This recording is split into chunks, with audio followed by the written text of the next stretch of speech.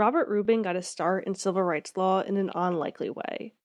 In 1973, he landed a job teaching children with developmental disabilities in New York. While there, he learned the administration was using psychotropic drugs to medicate and discipline students. And so before I knew what the term meant, I was a whistleblower. He turned over evidence of the abuse to the ACLU and was asked to testify about it during the trial.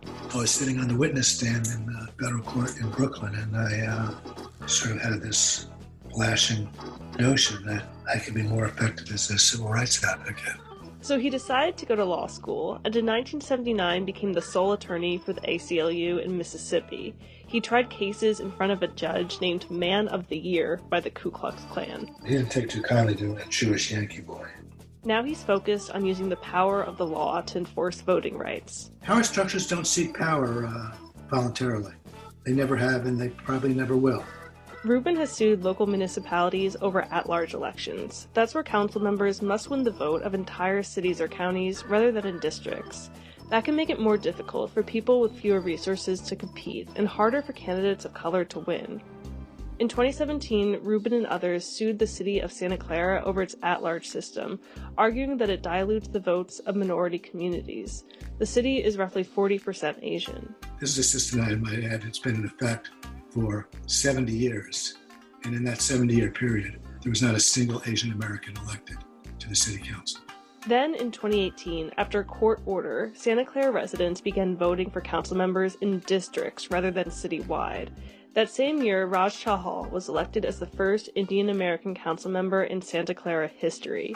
He was interviewed by Yo India TV afterwards. You're one of the senators who has made India proud, who is representing the community locally here in the United States. I'm lucky to be elected as the first Asian American council member from city of Santa Clara, and a big support from our own community. This was just one of many lawsuits filed in recent years over at-large elections. Karina Quintanilla sued the Riverside County city of Palm Desert over its at-large elections in 2019. In a settlement, Palm Desert agreed to switch to a two-district election. The next year, Quintanilla decided to run for a seat on the council. Being able to allow me to focus on a district that has a population of roughly 10,000 instead of 50,000 makes a gigantic financial ability and evens the playing field for a new person to come in. And she won, defeating the incumbent to make history as the first Latina elected to the council in Palm Desert history. The lawsuit also called for switching to ranked choice voting, where voters pick candidates by order of preference. The idea is that voters want options. When we're hungry, hey, I'm going down the street to X place. What do you want? Oh, give me an A, give me a B, or if they don't have that, how about a C? And if all else fails, even a D. So we have preferences of what we will be satisfied with, or sometimes we're very close on two candidates. Civil rights attorney Robert Rubin says California has made some progress when it comes to voting rights, but there have also been major threats nationwide. In 2013, the Supreme Court gutted a key part of the Voting Rights Act. That allowed 9 states, mostly in the South, to change their election laws without federal approval. Justice Antonin Scalia described the provision as racial entitlement. Whenever a society adopts racial entitlements, it is very difficult to get out of them through the normal political processes. Rubin remembers sitting near the late Congressman John Lewis during the oral arguments for that case. To see the look on John Lewis's face as Justice Scalia was talking about a post-racial society in which racial discrimination protections were no longer needed was a difficult thing to witness.